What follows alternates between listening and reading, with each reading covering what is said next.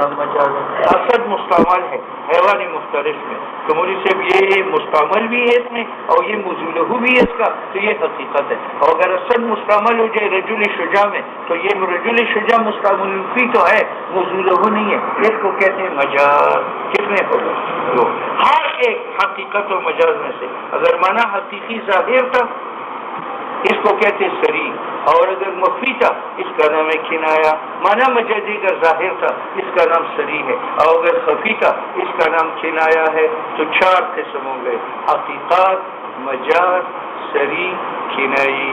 1 2 3 4، یہ 4 عدد ہے. یہ 3 سے اوپر ہے اور 5 سے نیچے ہیں. تو ٹھیک ہے.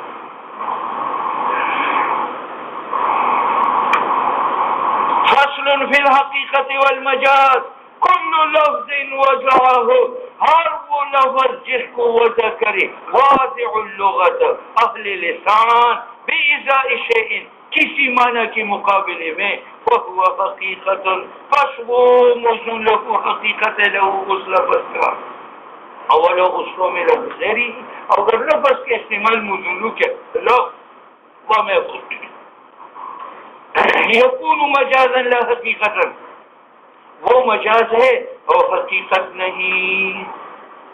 اب آپ کو اصول بتاتا ہوں کہ جس طرح مشترک سے ایک وقت میں معنی متعددہ کا ارادہ جائز نہیں تھا، تو اسی طرح ایک لفظ سے ایک وقت میں ایک جہت کے ساتھ معنی حقیقی و معنی مجازی کا ارادہ جائز نہیں ہے. اگر معنی حقیقی کا ارادہ ہو تو مجاز نہیں، اور اگر معنی مجازی کا ارادہ ہو تو حقیقت نہیں. ثم الحقیقت مع المجاز، معنی حقیقی معنی مجازی کے ساتھ لا یجتمعان، یہ جمع نہیں ہوتے اس حال میں ارادتاً کہ دونوں کا ارادہ ہو چکا ہو لفظ واحد سے حالت واحد میں. بات سمجھ میں آ گئی؟ سنو بھائی، یہ اصول اس نے بنایا کہ ایک لفظ سے ایک وقت میں معنی حقیقی و مجازی کا ارادہ جائز نہیں. ٹھیک ہے. اب سوا حقیقت ظرف میں اور مجاز معافی ظرف میں، اور حدیث میں ساتھ ہی مراد معافی ظرف معنی مجازی لیا گیا تو معنی حقیقی نہیں لے سکتے. حضور نے فرمایا لا تبیع الدرہم بالدرہم، 1 روپے 2 روپے کی بدلی مت بیچو، یہ سود ہے. ولا الصاع بالصاع، اور ایک پیمانہ 2 پیمانوں کے ساتھ نہ بیچو. اب سا سے مراد کیا ہے؟ معافی سا، یعنی جو گندم 1 پیمانہ ہو وہ 2 پیمانے پر مت بیچو. اب سوا سے مراد یہاں معنی مجازی لیا گیا جو مضروب ہے، تو معنی کسی کا ارادہ جائز نہیں ہے. یعنی 1 برتن 2 برتنوں پر بیچنا جائز ہے. یہ بھی برتن ہے اور وہ سفید بھی برتن ہے، لیکن یہ 10 روپے کا ہے وہ 5 روپے کا ہے، تو اس جیسے 2 ٹوپی اس کو دے گا اور یہ 1 ٹوپی دے گا. تو نفس سا کا بیچنا سائن کے ساتھ جائز ہے، کیونکہ حدیث میں لا تبیع الصاع بالصاع سے مراد ما فی سا لیا گیا معنی مجازی. تو اگر سا کی حرمت بھی بالصاع ثابت ہو جائے تو ایک لفظ سے ایک وقت میں معنی حقیقی و مجازی ارادہ ہوگا. ولہذا اس وجہ سے کہ جمع بین الحقیقت والمجاز جائز نہیں ہے، ہم کہتے ہیں جب ارادہ کیا گیا ماں وہ گندم جو داخل پہ سا ہے، اس حدیث مبارک میں مت بیچو درہم درہمین کے ساتھ، لا تبیع الدرہم بدرہم، اور مت بیچو سا ساعین کے ساتھ، مت ولا سا بساع. تو یہاں سا سے مراد ما فی سا ہے اور ساعین سے مراد ما فی ساعین ہے، یعنی 1 پیمانہ گندم 2 پیمانوں گندم کے ساتھ مت بیچو. تو کون سا معنی مراد ہوا؟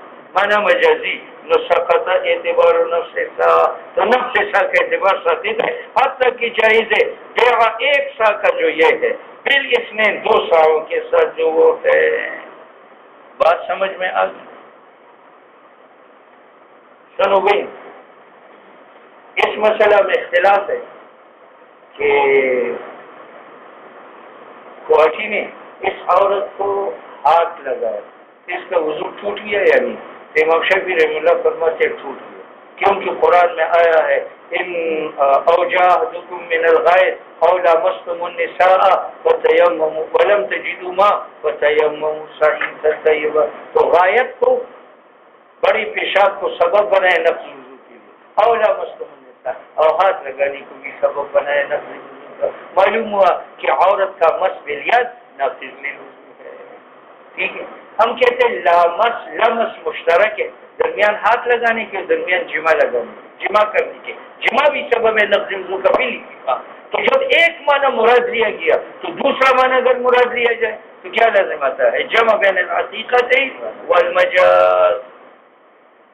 اور جمع تو یقیناً مراد ہے، جمع یقیناً جو معنی مجازی ہے، تو مس مراد نہیں ہے جو معنی حقیقی ہے، ورنہ جمع بین الحقیقت والمجاز. ولما اريد الوقاء، اور جب ارادہ کیا گیا جمع علی آیت ملامست سے علامستم النساء نسقط اعتبار و ارادت المسبلیت، تو مسبلیت کا ارادہ ختم ہوا. بات سمجھ میں آ گئی؟ سنو بھائی، اس آدمی نے اس غلام کو آزاد کر دیا تو یہ اس کا معتق ہے، اور پھر اس نے اس کو آزاد کر دیا تو یہ اس کا معتق المعتق بنا. ہاں، اب اس کو بھی مولا کہا جاتا ہے اس کا، اور اس کو بھی، لیکن مولا کے اطلاق اس پر حقیقت ہے کیونکہ یہ معتق بالذات ہے، اور مولا کے اطلاق اس پر مجاز ہے کیونکہ مطلق یہ معتق اس کا ہے بالطبع. ٹھیک ہے. اب خنداری مر رہا تھا اور اس نے کہا اس کی موالی کو میرا مال دے دو، تو موالی کا اطلاق اس معتق پر حقیقت ہے اور معتق المعتق پر مجاز ہے.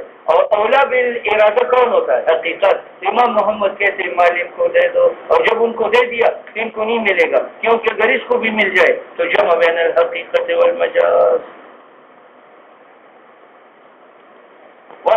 قال محمد اذا اوصى لموالیہ، خنداری نے وصیت کی زید کی موالی کا، اور وہ زید کے لیے موالین غلام تھے آتاقا کہ زید نے آزاد کیا تھا ان کو، اور لموالیہ موالین، اور اس کی متقین کے لیے متقین تھے آتقو کہ متقین نے آزاد کیا تھا ہم ان متق المتق کو. نہ وصیت لموالی متقین کے لیے ہے، دون موالی موالی نہ متق المتق کے لیے.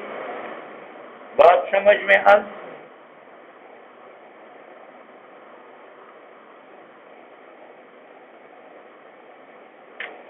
دوسری مثال کہ لفظ سے معنی کسی مراد ہو جائے تو معنی مجازی کا ارادہ جائز نہیں ہے. ہاں اچھا، اس نے محاصرہ کیا ہندوستان سے، کارگل سے. ہندو ایک قلعے میں بند ہو گئے. ایک ہندو ہند پر سے کہا آمینون علی آبائنا، ہمارے آبا کو امان دے دو. تو آبا حقیقت ہے باپ میں اور مجاز ہے جد میں. اور کمانڈر نے کہا کہ ہم نے امان دیا ہے، تو مولوی صاحب یہاں آبا کو تو امان ثابت ہوگا، اور آبا اور آبا جو اجداد ہے ان کو نہیں ہوگا کیونکہ آبا سے مراد مانا حقیقی مراد لیا گیا جو پیدر ہے. تو اگر پیدر ہی پیدر بھی ارادہ ہو جائے تو جمع بین الحقیقت والمجاز.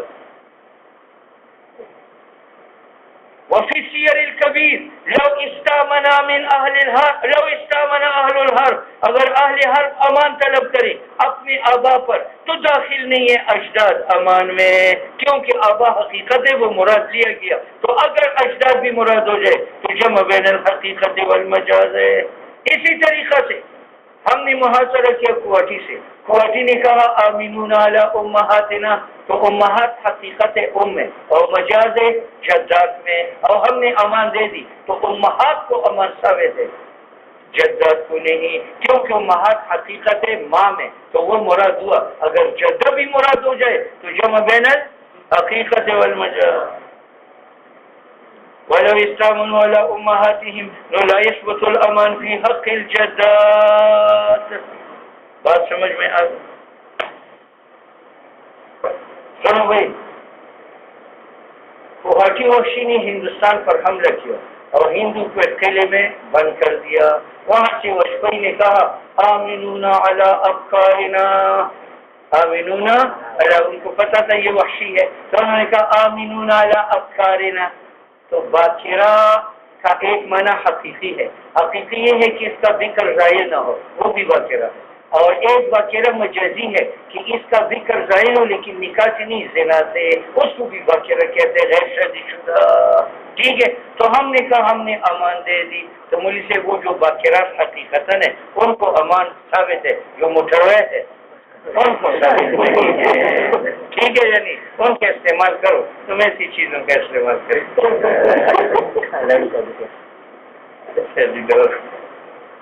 تکلیف ڈال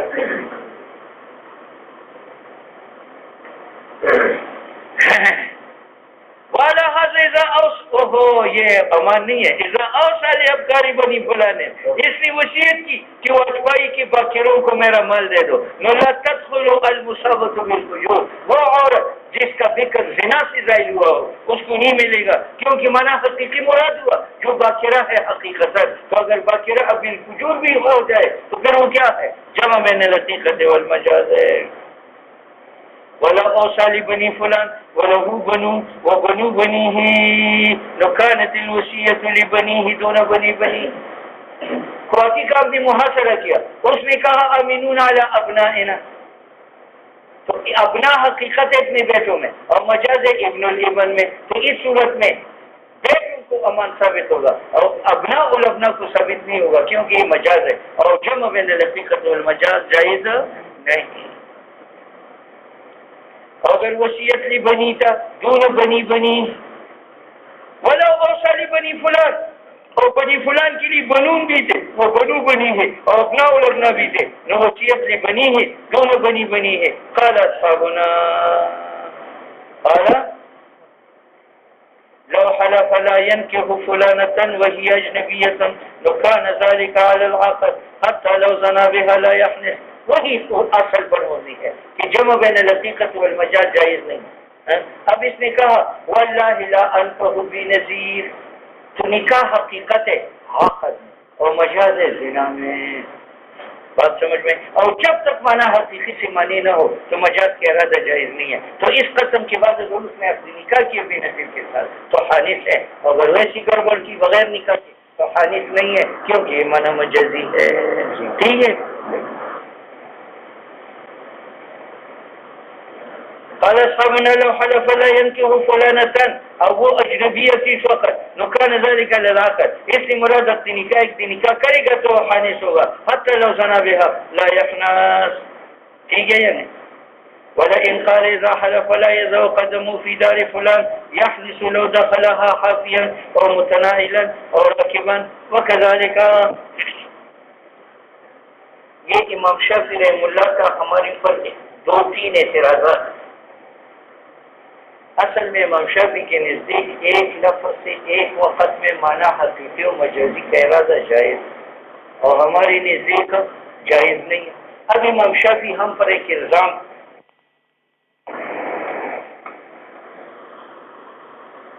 یہ لا قلو نہیں ہے، لا اضع قدمی فی دار فلان، کہ میں وضع قدم کا نہیں کروں گا کوٹی کے گھر میں. تو وضع قدم حقیقت ہے حافین میں کہ میں ننگی پاؤں داخل ہو جاؤں، اور مجاز ہے متناعلن اور راکبن میں. اور امام صاحب کہتے ہیں کہ اگر ننگی پاؤں داخل ہوا تب بھی حانث ہے، اور اگر متناعلن داخل ہوا راکبن داخل ہوا تب بھی حانث ہے. تو یہ جمع ہے بین الحقیقت والمجاز.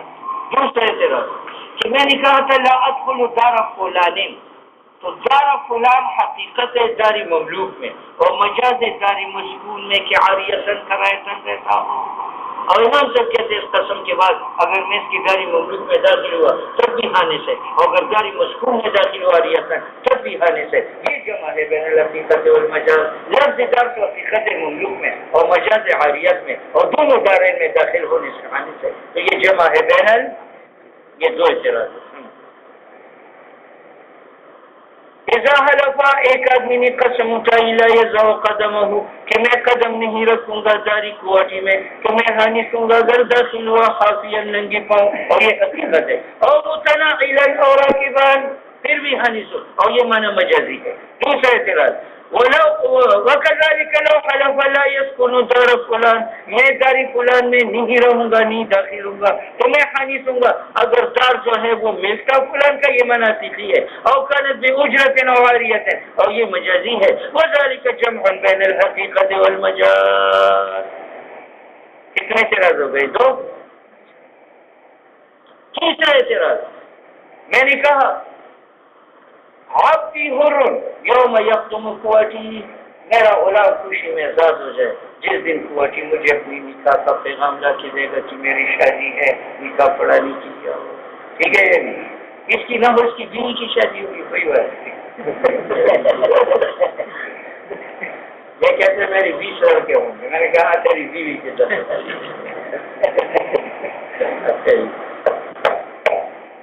ہاں تیسرا اعتراض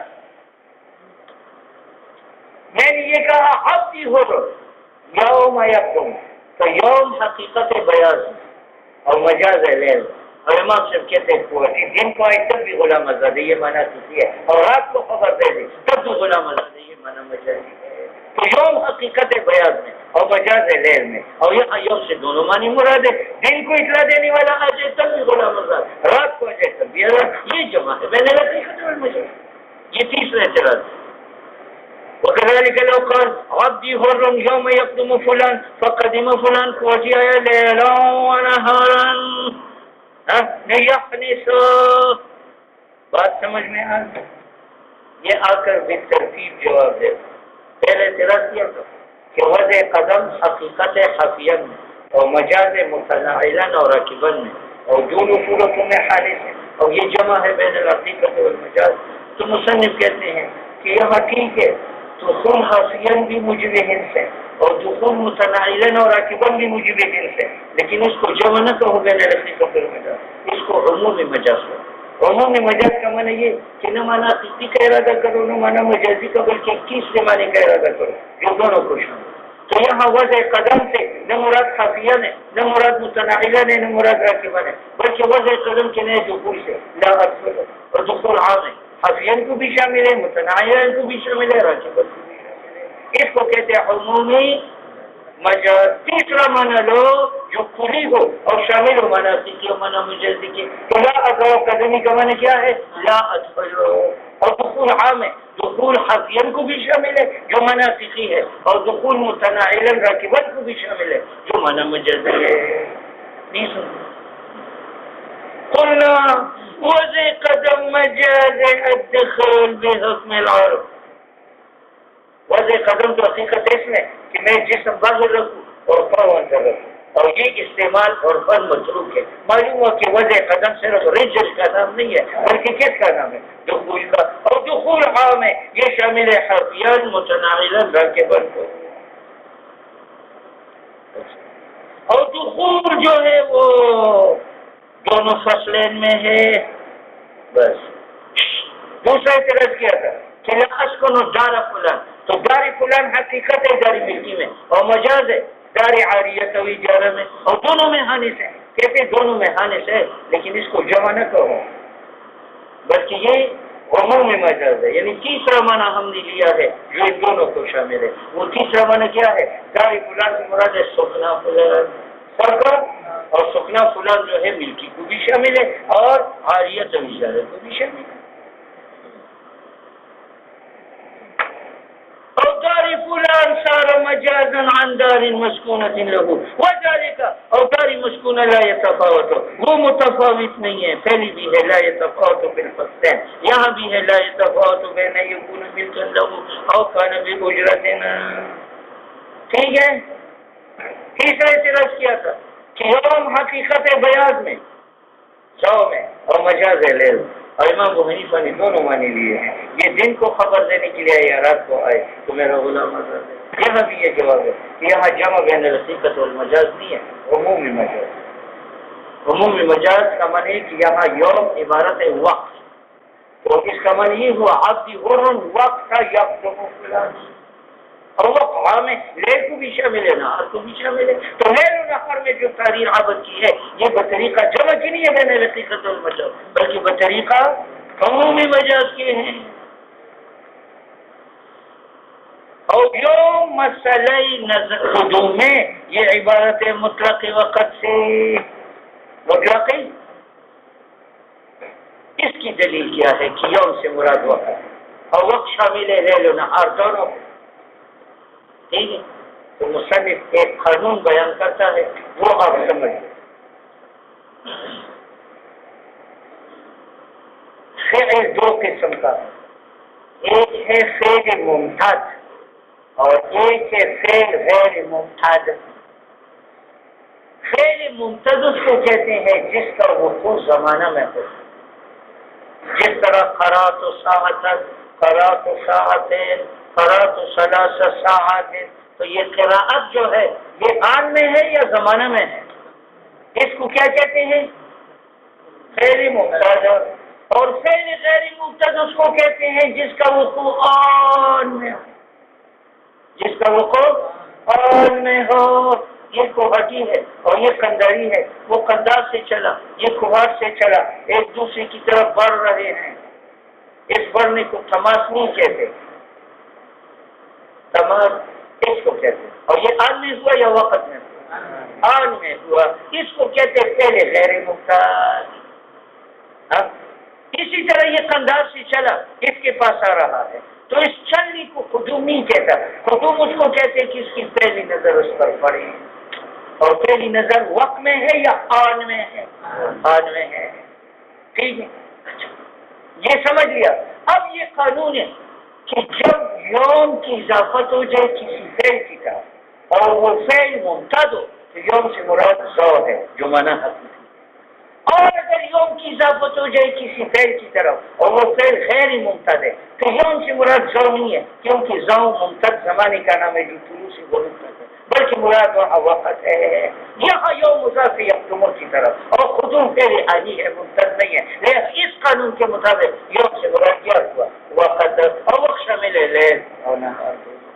بس یہ معنی اس قول کا لأن اليوم اذا اضيف الى فعل لا يمتعن، کیونکہ یوم کی اضافت جو پہلے انی کی طرف ہو لیکون عبارت یوم عبارت ہے مطلق وقت سے کما عرفا، کیونکہ قدوم تو یوم کی طول کا محتاج نہیں ہے، اسے وقت لے لو تاکہ دن کو، رات کو، گھنٹے کو، آن سب کو شامل ہو جائے۔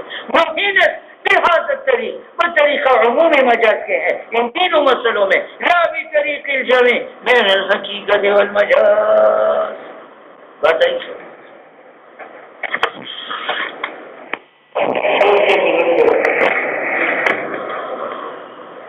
ثم الحقیقت انواع ثلاث،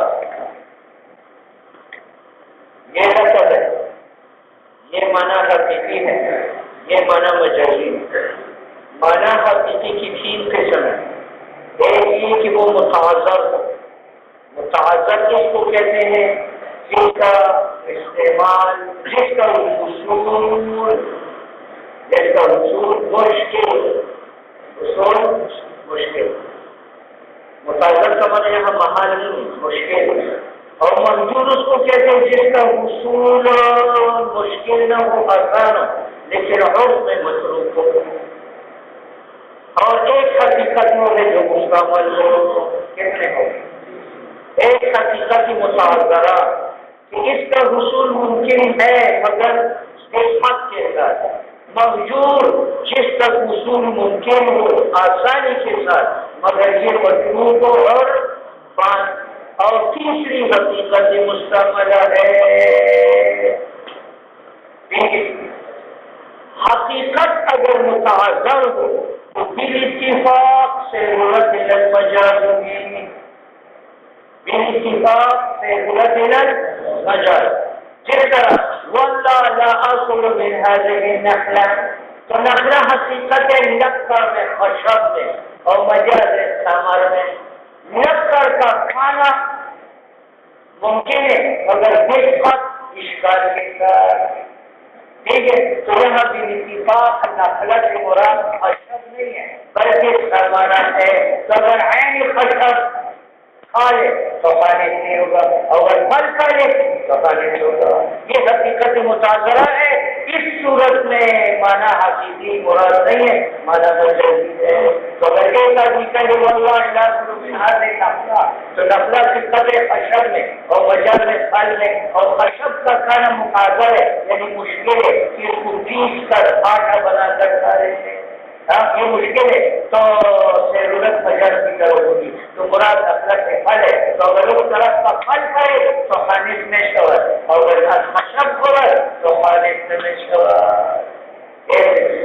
دوسری قسم کی حقیقت مہجور، حقیقت یعنی اس کا حصول آسان ہو لیکن عرف میں مطلوب ہو، جس طرح واللہ لا اللہ قدم فی دار قوتی، تو وضع قدم حقیقت ہے اس میں کہ پاؤں اندر ہو اور جسم باہر ہو، اور مجاز دخول میں اب پاؤں رکھنے کے گھر میں وصول ممکن ہے، آسان ہے، لیکن عرف میں متروک ہے، لہذا یہاں وضع قدم سے مراد ادخال قدم کا نہیں ہے بلکہ ادخال جسم کا ہے۔ تو اگر قدم اندر رکھا اور جسم کو باہر رکھا حادث نہ میں شوہر، اگر داخل شوہر در کر رہے ہو تو حادث گردار۔ یہ حقیقت ہے۔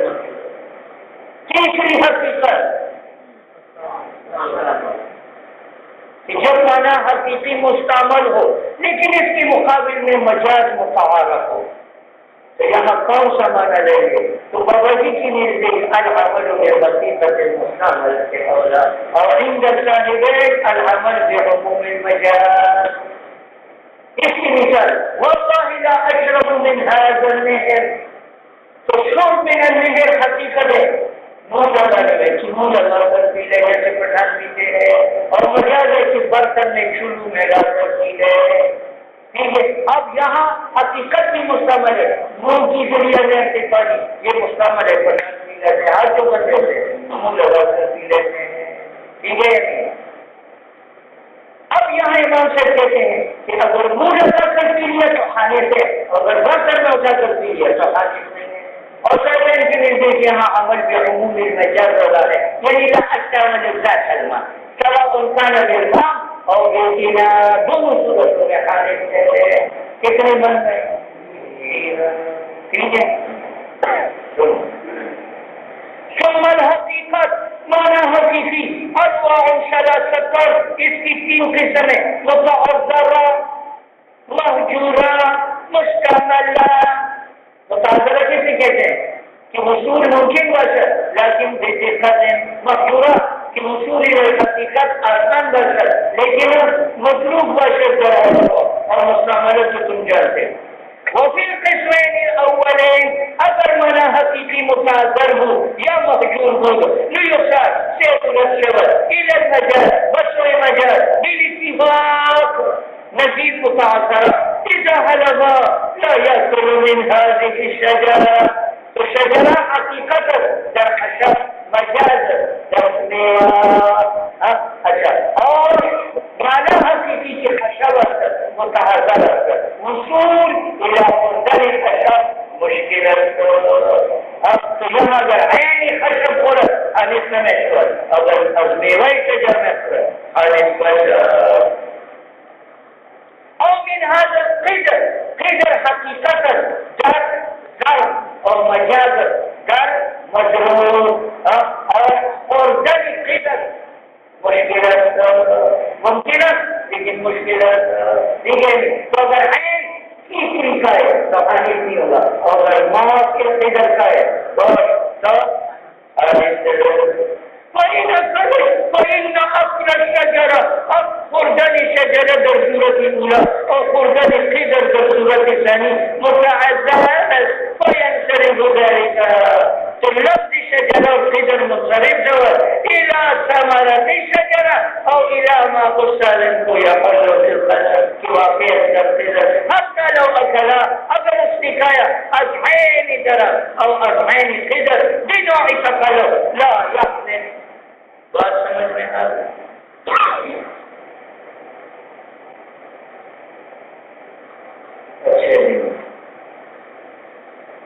والا غذا قلنا کسی نے کہا لا اشرب من هذا البير، تو هذا البير حقیقت ہے کہ منہ کونے میں اتار کر پی لے، یہ متعذر ہے۔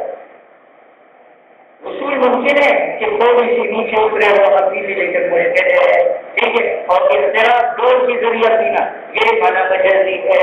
تو اگر تو کر کر منہ ہی پی لیا تو حادث نہیں ہے، اور اگر دور سے نکال کر پی لیا تو حادث ہے۔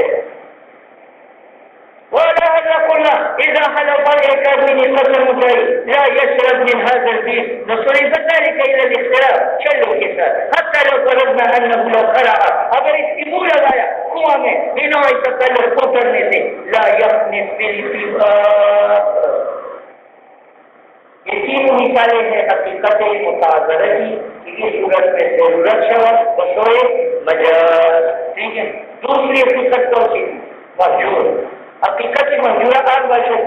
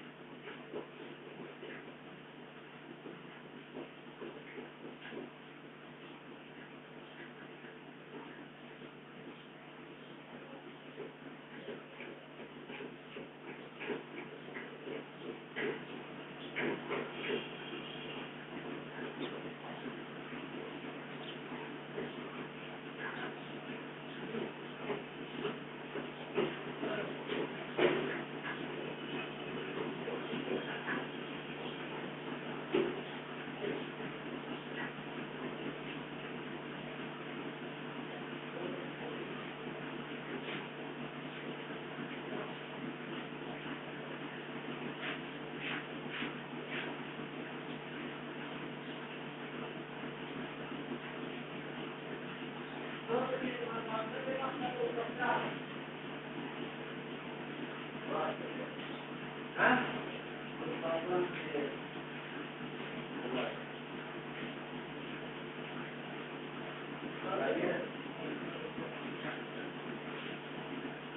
you.